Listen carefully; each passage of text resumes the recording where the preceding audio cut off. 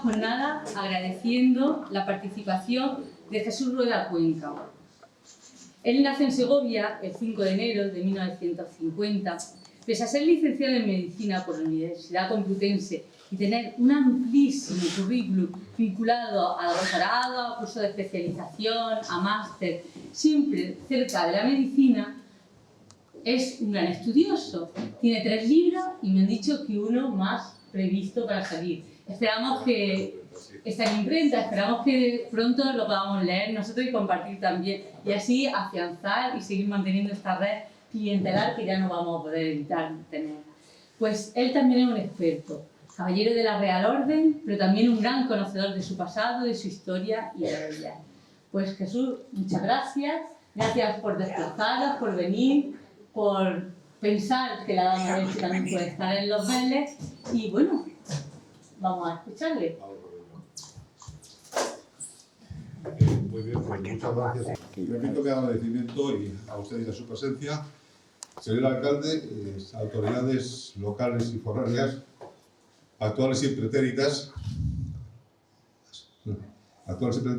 miembros de la Real Orden, presidenta, señores amigos, muchas gracias por su presencia. Tenía escrito aquí una frase que voy a cambiar. Decía, tengo la impresión de que este acto, ya no tengo la impresión, ya estoy convencido de que este acto es otro paso más en la importante labor divulgativa que viene haciendo este museo, comarcal venezano, de nombre Miguel Guirao, a cuyo director don Antonio Sánchez me complazco en saludar, felicitar y desear el mayor de los éxitos en su gestión. Prueba del interés de esta comarca por el mantenimiento y propagación de su legado artístico, histórico y cultural es la publicación de su revista venezana, que como tantas y con tantos altibajos sigue su andadura que inició ya por el año 1982. Entre los muchos y destacables aspectos que ocupan sus páginas, no podían faltar menciones al tema que nos ocupa hoy aquí. Estos son autores de renombre que han escrito en sus páginas de la revista venezana sobre temas de arte ibero o de las antigüedades. El motivo que nos congrega hoy aquí, como les decía, no es otro que llevar a cabo una jornada de historia sobre las damas iberas. Porque en efecto son muchas, de diferentes tamaños, de diferentes formas, de diferentes materiales y de incluso en diferentes culturas, las que han ido apareciendo a lo largo y ancho de nuestra geografía. Elche, Baza, Cerro de los Santos, Galera, Cabezo Lucero, Torroella, Castellar y Ibiza, un sinfín. Son numerosas las razones por las que estas damas ocupan un lugar tan preeminente en la cultura ibera. Vamos a destacar 3 de ellas, principalmente y aplicadas a las 3 damas que nos acompañan: la ilicitana, la bastetana y la tutugitana. La tendencia a retener en el imaginario colectivo, en la memoria, de personajes que merecieron la pena trascender a su tiempo, ¿sí?, tiene origen básicamente en dos elementos: la conmemoración de hechos sobresalientes o el intento de perpetuación de un recuerdo de esa persona. Generalmente este último se hacía a través de los ritos del ritual mortuorio. En el imaginario colectivo de la cultura ibera se hallaba en primer lugar el varón, mientras la mujer permanecía invisible, como hace poco nos acaba de señalar el Carni. La mujer estaba siempre detrás y quien se esculpía, quien perpetuaba su imagen era siempre el varón, el héroe, el hacedor de grandes proezas. Sin embargo, con la llegada de lo que se dio a llamar la arqueología de la muerte, empezó una conversión de la estatuaria ibera. Ya la imagen femenina empieza a incorporarse a las representaciones, fundamentalmente a partir del siglo IV a.C. Ya deja de ser un mero objeto, ya se incorpora por sí misma, ya no es una representación de la belleza, como siempre era Venus representada, además era una imagen de desnudo. Ahora ya la mujer empieza a tomar predominancia por sí misma. Esto va incardinado en un cambio de roles dentro de la sociedad ibera.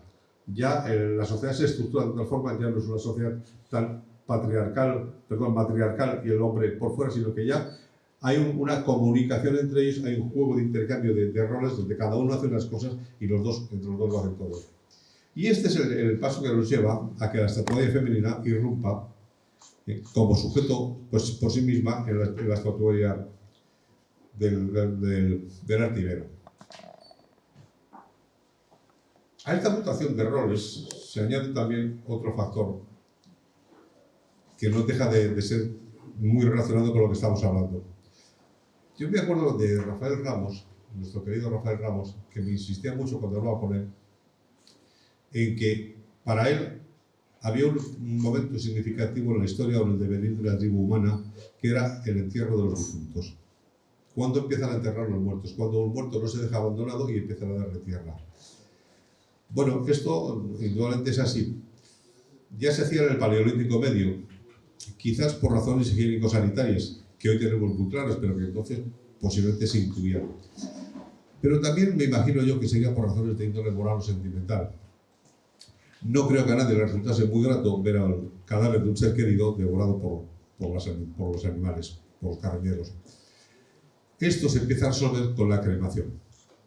De esta manera, porque la inhumación se solía hacer a muy baja profundidad, con lo cual no siempre podías evitar la acción de las animallas. Pero esto empieza a hacerse con la cremación. Y esto es donde empieza a jugar un nuevo papel las damas y las diosas. ¿De acuerdo? Además hay otra cosa, además de esta preservación del cadáver, de los restos y del recuerdo, hay otra cosa más también, que es el sentimiento de trascendentalidad inherente al ser humano en casi todas las culturas. Hay un más allá, hay otra vida, hay que proteger a esta persona que ha desaparecido de este mundo y hay que prepararle mediante una serie de ritos que les sirvan de acompañamiento y de viático para su traslado al otro mundo. Y en estos ritos funerarios, que es donde van a tener importancia real las damas. Aquí es precisamente donde, en la necrópolis, que es donde menos dos han aparecido, es un sitio de exaltación del prestigio. Se hacen tumbas, se hacen túmulos. Cuanto más rico, cuanto más poderoso, más ricas y con más ajuar funerario. Indudablemente siempre ha habido clases. Había quien lo entonaban muy superficialmente porque era pobre y el que era muy rico se hacía un mausoleo. Indudablemente eran exhibiciones de poder, de mujer, de riqueza. Y ahí entonces aparece la mujer en un doble sentido, como símbolo y como religioso. Puede estar representada haciendo papeles de sacerdotisa, o participar en rituales, o ser la receptora del culto, o ser una imagen orante u oferente, la que va a ayudar a presentar estos restos ante la divinidad superior para que pase al mundo mejor.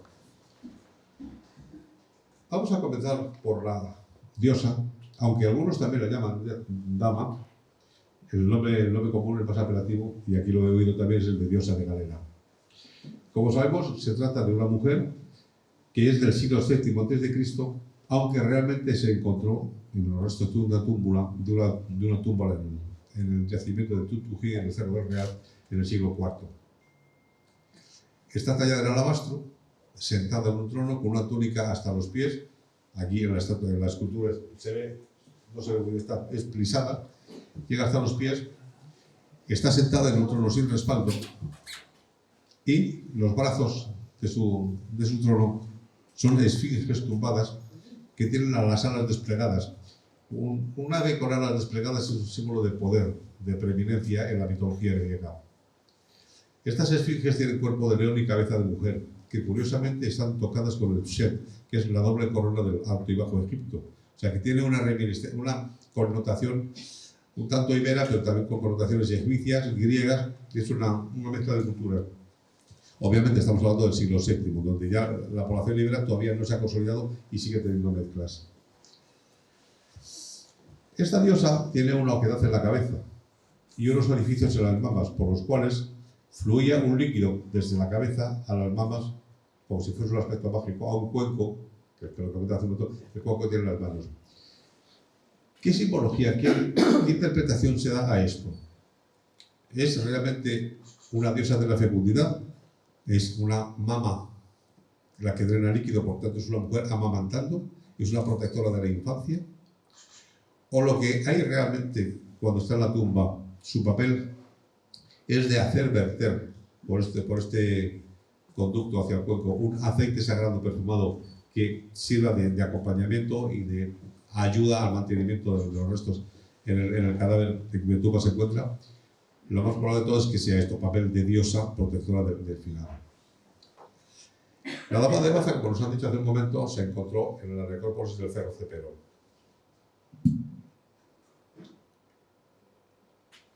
Junto con un rico ajuar con cerámicas y armas.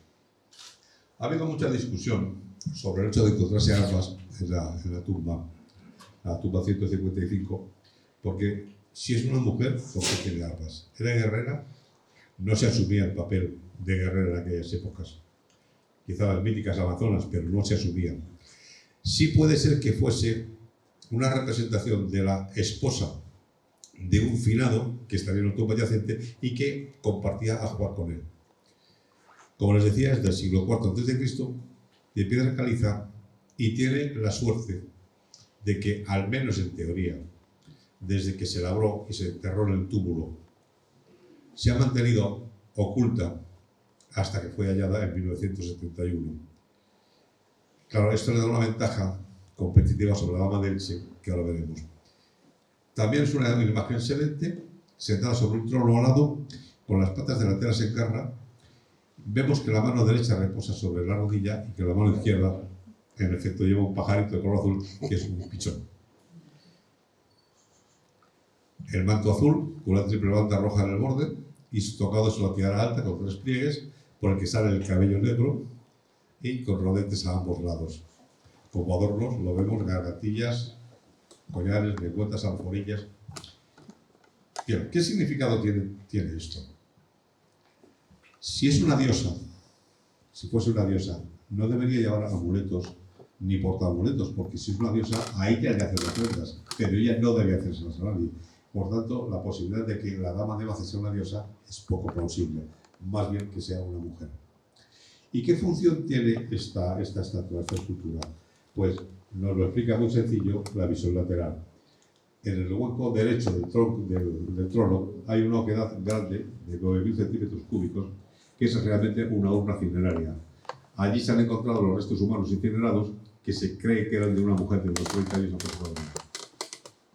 Volvemos a lo de siempre. La divinidad, no lo creemos, es una mujer que quiere establecer un nexo entre este mundo y aquel, una divinidad protectora. Es que el pajarillo nacido que va a volar es un simbolismo de traslación de este mundo, de esta tierra a otra. De cualquier modo, está claro que es también una urna cineraria. El carácter de urna cineraria de la dama de Elche ha sido esclarecido hace muy poco tiempo. Más de 100 años después de su hallazgo, todavía se seguían discutiendo cosas. Primero, si es un busto, si era una estatua sedente, si era una estatua estante, si era un cuerpo completo al que, por razones que fuesen después, que comentaremos, se partió, se cerró y se puede utilizar la parte inferior como columna, como fuste, o picarla para usarla como compuesto en una construcción, o de pedrería en un vial. Ello nos pone un poco en duda el hecho de que la parte de abajo del busto está muy mal labrada, está hecha a golpes de alcotana, sin pulir. De cualquier modo, después se ha confirmado ya por una serie de estudios que en efecto era un busto desde su primer momento. ¿Qué era? ¿Quién era? La dama de Elche está muerta de polémicas desde el principio y sigue actualmente. Como nos han dicho antes, se encuentra el 4 de agosto y la primera persona que la define es el cronista de la ciudad, Pedro Ibarra, que es tío de la dueña de la finca donde se encuentra. Asombrado y admirado del descubrimiento, inmediatamente lo comunica a los sabios vascos picos de Europa, a Humbert, a París, a Jardine, a todos. Manda cartas. Y Pierre París, que es un conservador del Museo del Louvre, está viniendo a Elche en esos momentos para asistir al misterio. No le llega la carta, pero Pedro enseguida le acompaña para que lo vea. Pedro Ibarra, cuando ve el busto, entiende o interpreta que es un busto de un varón, de un hombre joven, de un efebo, que representa al dios Apolo y que los adornos que llevan en la cabeza son las ruedas del carro de Apolo. Sin embargo, una vez que llega la dama a París, allí le ponen como nombre la dama de Elche, claramente. ¿Con qué trae una dama de Elche? Y así se registra como de origen greco-fenicio. Esta escultura también tiene un hueco en la espalda. en vez de en el trono lo tiene en la espalda. Más pequeño que el anterior, aproximadamente la tercera parte, pero no se ha sabido muy bien hasta hace poco tiempo cuál es su verdadera utilidad. Ha habido varias teorías. Una de ellas, que si ese hueco de la espalda puede ser una caja de resonancia a las preces o los ritos o las oraciones que decía el oficiante, lo que llamaban el hierofonte entonces. Otra posibilidad es que si fuese una estatua de cuerpo entero, el agujero sería el punto de anclaje a una pared para que no estuviese expuesta a caerse. Otra posibilidad planteada también fue que se depositasen restos de cadáver. Y por fin la que se demuestra es la última, que son cenizas. Los estudios de Pilar Luxán, del Consejo Superior de Investigaciones Científicas del año 2005, que ya por fin adquieren un carácter realmente científico, de espectrofotometría y imágenes isotópicas, consiguen demostrar que en efecto lo que había allí eran restos de una cremación de una persona difunta, que además se introdujeron en caliente en el busto, porque el yeso que recubre la estatua por dentro y por fuera se quedó microcristalizado.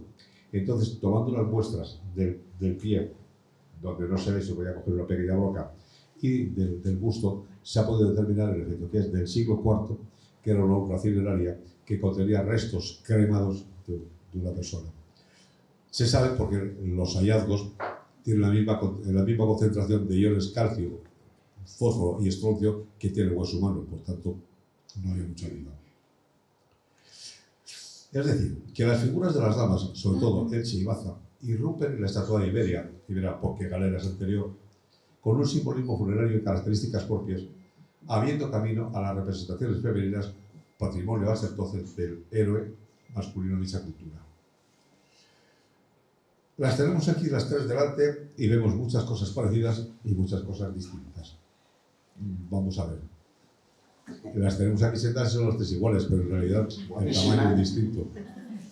En realidad el tamaño es distinto. Nuestra dama de Baza mide 1,30 metros, 130 centímetros de altura, la de Elche 56 y la diosa de Galera más chiquitita, 18 centímetros. Dos son sedentes, una es un busto. La de Baza y la de Elche, curiosamente, tienen casi la misma composición, una caliza cristalina, una de canteras ilicitanas y otra de canteras de aquí de la olla de Baza, lo que llaman la piedra jabaluna, y como ven, básicamente el componente es la calcita, carbonato cálcico. El problema está que la cantera de Ferriol, donde se encontró la dama de Elche, en su momento estaría en el mar, porque la piedra caliza de la dama de Elche está contaminada con restos fósiles que son como conchas marinas. O sea, posiblemente 15.000, 20.000, 100.000 años antes pudiese ser descubierto. Ahí tienen fotos de los componentes. ¿Cuál es el color natural de ellas? Pues la de Baza es una piedra un poco más grisácea, la de Elche es más amarillo, verdosa, y la de Galera, que es alabastro, que hacia cabo el yeso pues es de color blanco. Sin embargo, como hemos descrito, llevan unos colores. ¿Y qué colores son? Pues como el azul, en la de Elche también el rojo, pero curiosamente el azul de la dama de Baza, el azul egipcio, es el mismo azul egipcio que lleva la de Elche. El vermellón de la dama de Elche es el mismo que lleva la dama de Baza. El ocre que lleva la dama de Baza, sobre todo en las patas, en las garras del león, se corresponde casi con el marrón que lleva en algunos sitios también la dama de Elche. El negro lo han hecho simplemente con carbón, con madera quemada, y la dama de Elche, que lleva mucho amarillo, lo han hecho con oro pimentel, que es simplemente trisulfuro de arsénico. Es decir, que muchas coincidencias de Elche y Baza sí que tenemos. Vemos en los años de hallazgo, vemos como el año 16, el año 16 el hallazgo de la dama, de la diosa de Galera, tiene una... Si la de Elche se encontró por casualidad, la de Galera fue casi por milagro. Parece ser que había una vidente que vivía en una cueva por allí cerca y que les vaticinó a sus vecinos que si excavaban por allí encontrarían tesoros maravillosos. Con lo cual se puede imaginar, es como los tranquillos de Cádiz, ¿no? Aquellos muros antiguos que no tenían que hablar, pues ahí se entraron todos a escarbar y bueno, cada uno, lo que no le gustaba lo rompía y lo que le gustaba se lo quedaba. hasta que por fin llegaron Cabré y Motos, vieron el balón, compraron la dama a un tal Blas, que era un cortijero, y por los que salvaron a la diosa de Galena de morir en cualquier sitio, en una alacena de cualquier cortijo. Ya hemos dicho los yacimientos donde se encontraron. Aquí tenemos un esquema hecho por Cabré y Motos de cómo se encontró la dama de Baza dentro del túmulo de la tumba 155. La dama de Elche, como nos han señalado y sabemos, fue encontrado el curso de unas labores agrícolas. Parece que estaban nivelando unos bancales para plantar unas cosas y mientras los obreros, los operarios, fumaban un cigarrito, pues un chiquito de 14, 16, 18 años, no está claro, se puso a juguetear con la azada, golpeó el ribazo y creyó que era una piedra. Escarbó con las manos como que la diapositiva y lo que se encontró fue la dama de Elche. La dama de Elche estaba oculta en un ribazo, protegida con unas losas en el número 6, haciendo una especie de cista para protegerla. ¿Protegerla de qué o de quién? Miren, si la dama de Elche es del siglo IV, hay que recordar que Ílice fue destruida en 2 ocasiones. En el 228, cuando ataca a Amílcar Barca y el rey Orison le derrota, Amílcar Barca cae herido al río Vilalobo, que es un río de ancho como esta mesa, y no se puede levantar por herida por la armadura y muere en el río. Entonces su yerno Asdrúbal, que estaba conquistando Alicante en la Caroluca, viene y arrasa por completo Elche, la Ílice antigua. ¿Puede ser ahí donde se esconde? Puede ser. Es que después, en el 165 a.C., otra vez con la Catón, vuelve a destruir Ílice. Se supone que en una de esas cosas, posiblemente en la primera, es cuando se hace esta ocultación de la dama y se la protege. Bien, aquí lo tienen más. Me gustaría fijarme en las 2 últimas filas. Modo de adquisición. La dama de Baza fue una donación al Museo Arqueológico Nacional. La dama de Galena fue una donación al Museo Arqueológico Nacional. La dama de Elche, que fue vendida a los pocos días de ser encontrada y trasladada a París, fue un intercambio realizado en 1941 entre el gobierno francés de la Francia no ocupada y el gobierno español. Entonces, esa dama vino directamente al Museo del Prado en 1941. Quiero que se fijen ese detalle. Bien, vamos a ir concluyendo. De la dama de Elche se han escrito auténticos tomos alabando su belleza. Figura perfecta, el óvalo de la cara, la sonrisa, un ojo más alto que otro, una ligera asimetría. Hay quien ha llegado a exagerar diciendo, si cuando Alemania invadió Francia, las piezas valiosas del Louvre fueron trasladadas primero al castillo de Cheverny y después al Museo de Ingres en Montauban, prácticamente con la frontera española, entre las muchas obras que se trasladaron del Louvre, una de ellas fue la Gioconda, la Lisa Giardini. Y alguien ha dicho que, poniéndolas al lado, si una es la señora de la enigmática sonrisa, la de Elche es la de la enigmática mirada, por sus ojos que tiene una mirada que Rafael Ramos decía que era cautivadora, una mirada que subyuga. La belleza es lo que cada uno en una sociedad considera convencionalmente como hermoso o atractivo. Aquí dicen que preguntan quién es la mujer más bella del mundo.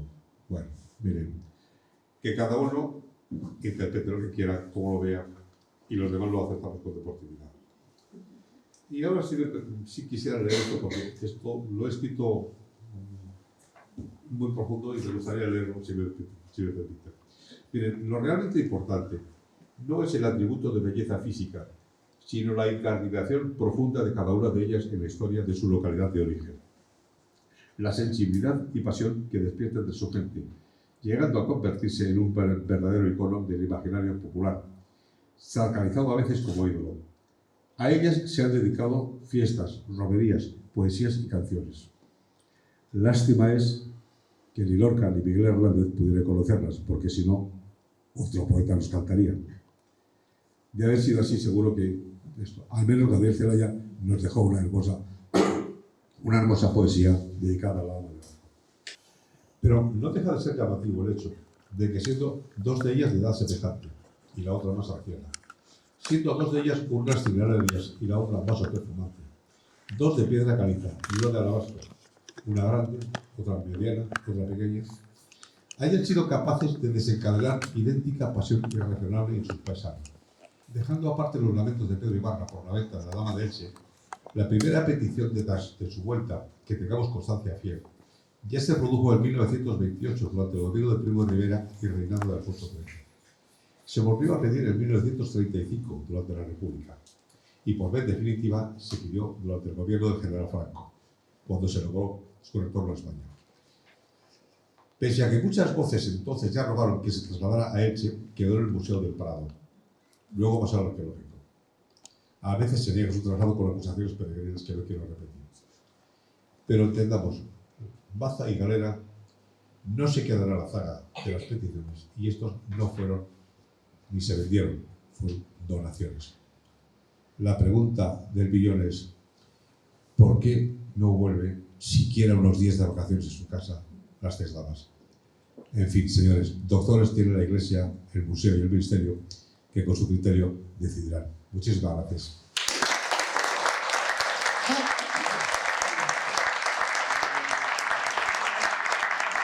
Pues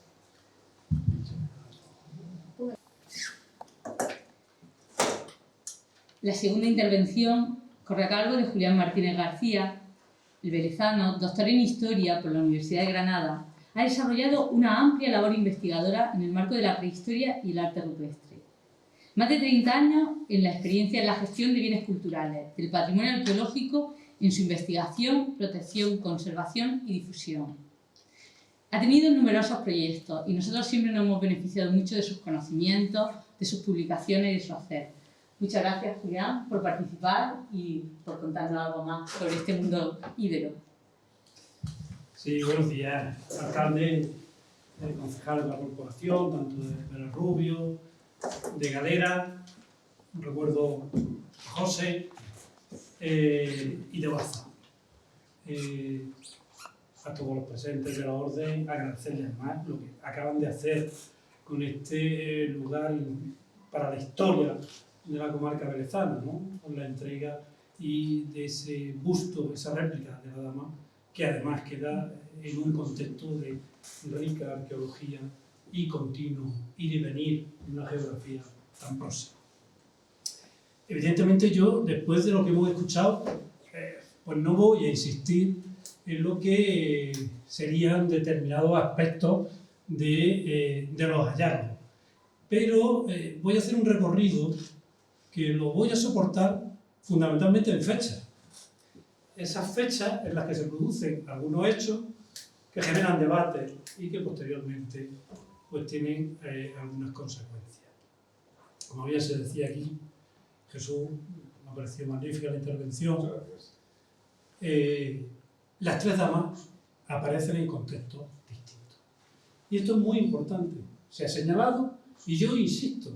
¿Por qué? Porque el contexto arqueológico lo que hace es darnos información complementaria sobre los hallazgos. Efectivamente, en 1897 aparece, como se ha contado, la Dama de Elche en un ribazo. En esta mala imagen, ¿no? Montaje que se hace utilizada como una piedra más de un muro. En 1916 se señalaba en una tumba, no es esta la tumba, esta es una reproducción que hace Cabra y Moto, pero aparece la dama, la diosa de Galera, con una antigüedad mayor, alejada de lo que es el contexto del mundo íbero. Evidentemente la pieza viene de fuera, viene de Oriente, se incorpora unos siglos antes, se va pasando, pues como se ha contado, de familia en familia y termina finalmente amortizada en un contexto funerario de una tumba que sin duda era importante. Y finalmente, en 1971, ese hallazgo de la Dama de Baza se produce en un contexto arqueológico intacto, por lo que produce muchísima información que acompaña a una escultura sedente como es la Dama de Baza, con una serie de registros arqueológicos que generan una lectura contradictoria, como también se ha señalado, cuando aparece armamento, etc. Es evidente que el papel de la mujer en ese momento es relevante, tiene acceso al poder y maneja todos los símbolos asociados a él en esa reproducción que, bueno, aquí vemos vivamente, ¿no?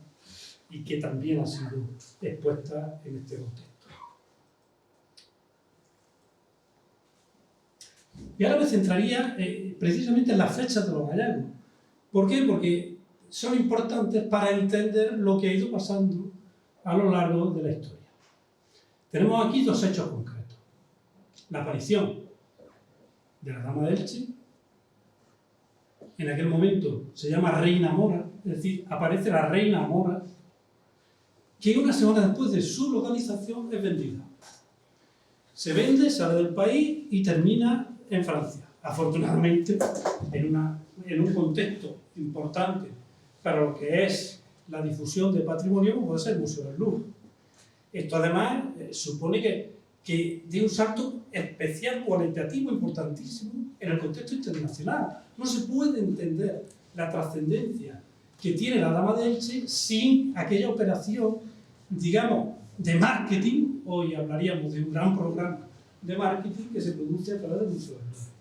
De todas las publicaciones que se generan entre la estancia en el Louvre y la Avenida España, más del 75% son publicaciones extranjeras. Quiero decir, el impacto fue tremendo e internacional. Esto es importante, por eso la dama sigue arrastrando. Esta Reina Mora se transforma precisamente en el Louvre en Dama de Elche. ¿Por qué? Porque los franceses deciden como que aquello no lo entienden bien y es la Dama de Elche. Y eso es lo que hoy nos ha llegado, a esa Dama de Elche. Pero en aquellos años también, y he puesto aquí el ejemplo del patio del Castillo del Blanco, se produce la compra del patio del castillo, se traslada. ¿Dónde? A Francia. ¿Por qué? Porque la compra francés, como la Dama de Elche, se la lleva, termina en un depósito, en fin, no nos vamos a entrar en la historia del castillo, que es natural, y finalmente salta de Francia a Estados Unidos. Claro, si vemos estos hechos acumulados, pues aquí estamos viendo 3, 4, 7 años. Se están produciendo diversos hallazgos y se está produciendo, vamos a ponerle sin comillas, un expolio de patrimonio español al extranjero.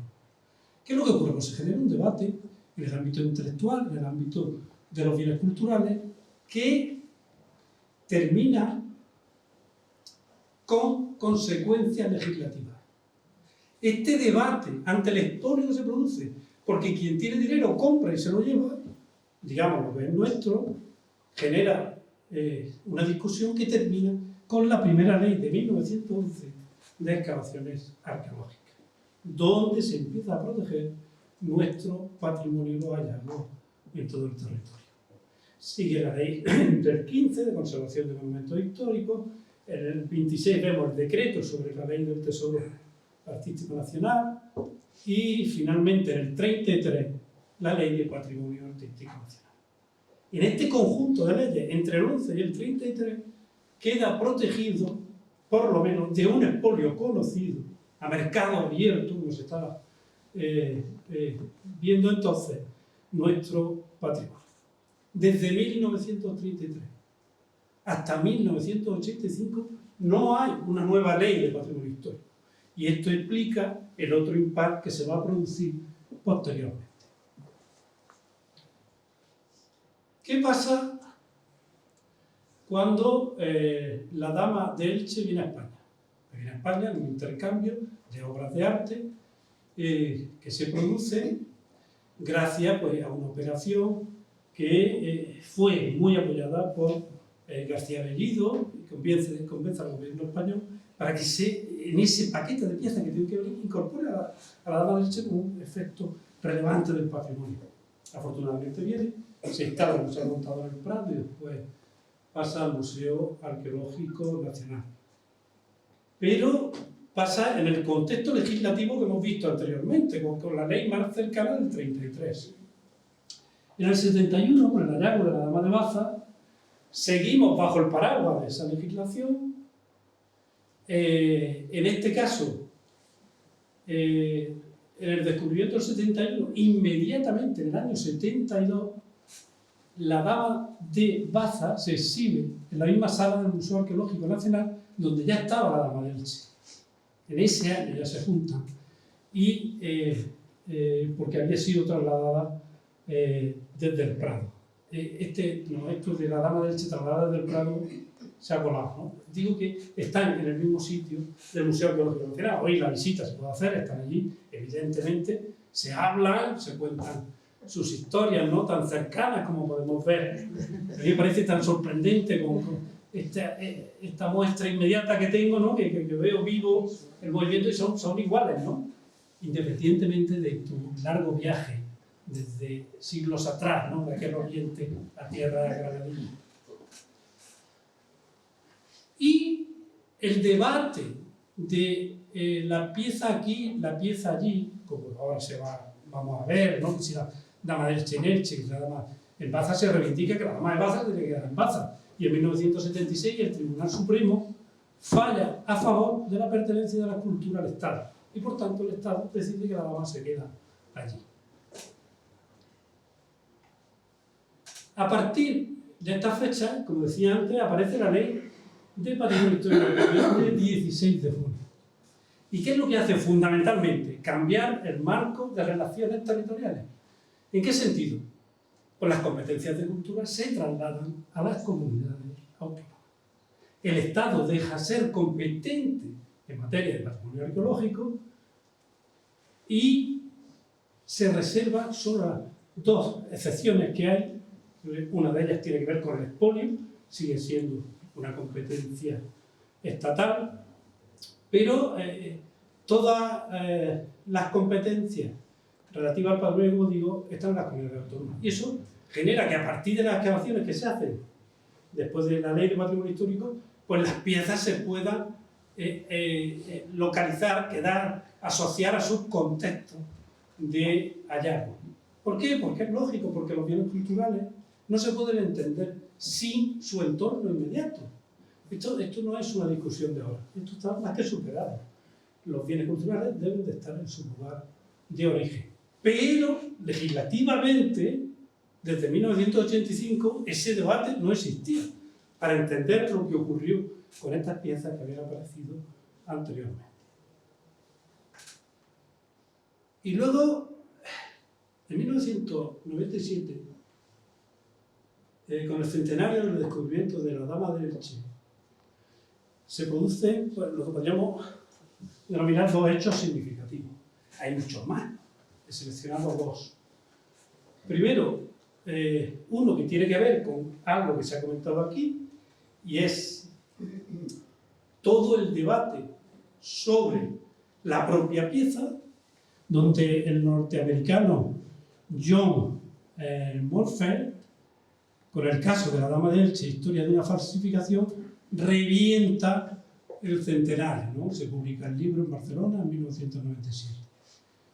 Evidentemente, toda la serie de argumentos que soportan este discurso quedaron automáticamente barridos por las analíticas que se hicieron sobre las piezas, sobre los pigmentos, componentes, etcétera, etcétera. Con lo que él aprovechó la ventana del centenario, pues, para meter un libro y poco más.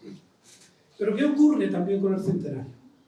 Pues que Elche, el Ayuntamiento de Elche, quiere que la pieza vaya a Elche. ¿Para qué? Pues para celebrar el centenario de su descubrimiento. ¿Y qué es lo que ocurre? Se produce una resolución negativa del Ministerio de Cultura. Ministra de Cultura, Esperanza Aguirre. ¿No hay más comentarios? 2016. La Dama de Elche, perdón. 2006, bueno, se acabó. Perdón, es que me he ido atrás. He dicho, no hay más comentarios, sí hay más comentarios. ¿En qué se soporta la resolución negativa del Ministerio de Cultura de 1997? En un informe técnico. Es decir, ¿es una decisión política? Yo puedo asegurar que no se toman decisiones políticas relativas al patrimonio cultural sin soporte de informes técnicos. Entonces, evidentemente, hay un informe que soporta de la comisión que se generó entonces, que soporta que el traslado no es conveniente por circunstancias de conservación, etc. Que es lo mismo que ocurre en 2006. ¿Por qué en el 2006 la Dama de Elche se va de viaje? Pues porque hay una generación de otra petición del Ayuntamiento, se plantea un no rotundo desde los ámbitos técnicos que ya habían estado apoyando el no traslado del 97. Quiero decir, la política cambia, pero el staff técnico no cambia. Quiero decir, son las mismas personas, muchas de ellas están en desacuerdo con el Tratado del 97 y unos años después, en el 2006, están en desacuerdo, quiero decir. Y entonces se crea una gran comisión donde se incorpora pues, a perfiles distintos, ¿no? Que tiene que ver con el propio Museo Arqueológico Nacional, con los conservadores, que tiene que ver con el Instituto de Patrimonio Histórico Español, con todo el aparataje que tiene disponible, y tiene que ver pues, con personas relacionadas con el propio contexto de la Dama de Elche, académicos, profesores universitarios, evidentemente miembros pertenecientes al patronato de la Alcudia, termina incorporado a esa comisión, y lo único que se plantea es que se estudie adecuadamente. Todos sabemos que la analítica y el soporte técnico con capacidad de ir más allá de la información cada día es más rápido. Quiero decir, hoy una analítica a la Dama de Elche va más allá de lo que fue en 2006, por circunstancias, ¿no? Estamos viendo lo que pasa con la prehistoria, con el ADN, con el conocimiento acumulativo que se produce en toda la información genética, en fin. Entonces, realmente, esa comisión, cuando lo estudia, genera un listado de necesidad de cumplimiento de parámetros para que la Dama se pueda trasladar. En ese momento se estaba haciendo renovando el Museo Arqueológico en Elche, y pues se plantea que hay que reproducir las condiciones que tiene la Dama de Elche en el Museo Arqueológico Nacional, hay que reproducirlas en el de Elche. Y en Elche lo que se hace directamente es acondicionar la sala, la Torre de Altamira, en la que vemos aquí en la imagen, una serie de parámetros, de cristales, etcétera, de vitrinas. ¿Qué es lo que fundamentalmente se pretende? Pues controlar la temperatura, la humedad, los cambios climáticos, el acceso de entrada y salida del público, CO2, en fin, una serie de parámetros complejos con los que finalmente se plantea que si se cumplen esas condiciones, la Dama de Elche puede volver a Elche de forma temporal, como estuvo en el año 2006, creo que entre mayo y noviembre. 6 meses. Yo lo recuerdo como una experiencia personal interesantísima, enriquecedora, y que me hizo comprender en otro ámbito, porque al final yo vengo del mundo de la arqueología, donde trabajas en aspectos de campo, pero en el ámbito analítico, ¿no? Comprendí hasta dónde se puede llegar con muchos de los datos que Jesús ha tenido amabilidad de presentarnos aquí. Y para mí, bueno, pues fue, pues como digo, una experiencia bastante gratificante. En Madrid es inevitable que el discurso sea que Madrid es Madrid, pero eso ya lo sabemos todos, ¿no? Madrid es Madrid. Y hay cierta reticencia en el ámbito técnico de los museos nacionales a que determinadas piezas no deben viajar, ¿no? Este es el gran marco donde cuando hay una petición para que viaje la Dama de Elche, o hay una petición para que viaje la Dama de Baza, o para que, en fin, hay, no sé si decir, hay una lista de 10 obras que, en fin, levantan resquemores cuando se solicita su traslado. Y evidentemente, pues, se pide informe. Sé la situación en la que está ahora Elche, ¿no? Con un debate abierto en el que se plantea otra vez un traslado temporal de la Dama. Sé que ha existido una reunión con el alcalde, con el ministro, donde parece que encima de la mesa se pone un no, porque volvemos a lo mismo, con un soporte de informe técnico. Yo no conozco el informe técnico ahora, yo conocí el informe anterior. Lo dirigió, ¿eh? Entonces, claro, lo que sería mi opinión personal, digamos que habría que recurrir al pasado, ¿no? Y no generar aquí un conflicto donde no lo hay. El patrimonio cultural debe estar fuera de la política. No quiero decir que no tenga que ver con la política. Tiene que estar fuera. Y además eso se entendió ampliamente por los dos grandes partidos de este país. Tanto que se llegó al Pacto por la Cultura, que firmó el PSOE con el PP. Se firmó y se quedó fuera del debate político un rifirrafe con la cultura. Es que es absurdo. Quiero decir, ¿por qué volvemos otra vez a esta historia? Y creo que es mal camino pretender que la Dama de Elche vaya a Elche en un enfrentamiento político cuando realmente el camino es el contrario. Es el entendimiento, es la negociación, pues no lo sé, qué deficiencias plantea el informe, no sé, no lo conozco, pero creo que esto sería como ese punto final, ¿no? Dejemos que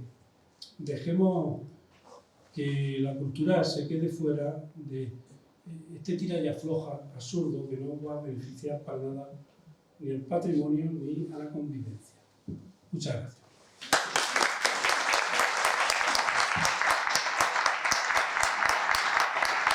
Ahora, después de esta reflexión de nuestro pasado más lejano, desde el momento de los descubrimientos al traslado de las obras como patrimonio, iniciaremos el término de preguntas. Seguro que tenemos alguna reflexión, alguna duda, algún comentario.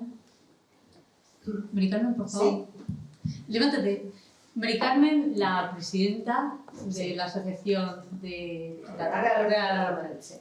Bueno, en primer lugar tengo que dar las gracias a los dos ponentes porque sus dos intervenciones han sido clarificadoras, sencillas y además muy aleccionadoras.